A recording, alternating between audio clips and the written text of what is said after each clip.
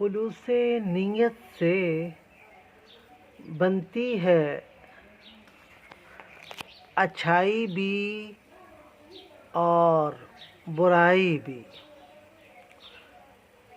خلوص نیت سے بنتی ہے اچھائی بھی اور برائی بھی۔ آبی سے پوچھ یہ خاکی فطرت سے نہ نوری ہے نہ ناری۔ بہت گہرا شعر ہے، بہت اچھا شعر ہے۔ انسان کے ساتھ، اس کی روح کے ساتھ اگر کسی نے سفر کرنا ہے تو وہ اس کی نیت نے کرنا ہے۔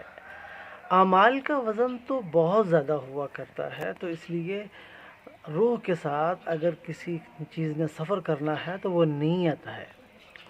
تو اس بات کو سمجھیے گا کہ کوئی بھی کام آپ کر رہے ہیں، جیسے کہتے ہیں نا، پورے قرآن کو اگر آپ سمجھیں تو کہا گیا ہے ہر چیز کا دار و مدار اس کی نیت پر ہے۔ اگر نیت اچھی ہے تو وہ اچھائی ہے، نیت بری ہے تو وہ برائی ہے، خواہ کتنا ہی اچھا کام کیوں نہ کیا جا رہا ہو۔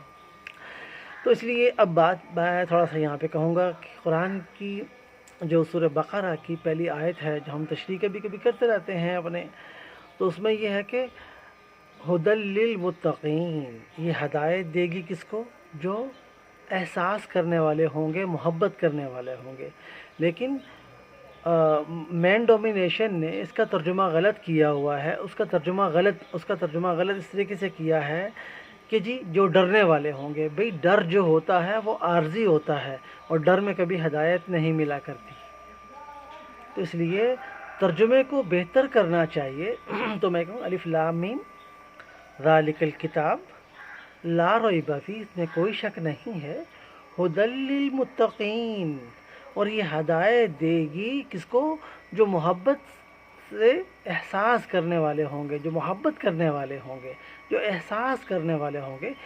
تو لعلکم تتقون کا ترجمہ بھی ہم محبت کرنے والا کریں گے، تاکہ وہ محبت کرنے والے بن جائیں، وہ احساس کرنے والے بن جائیں۔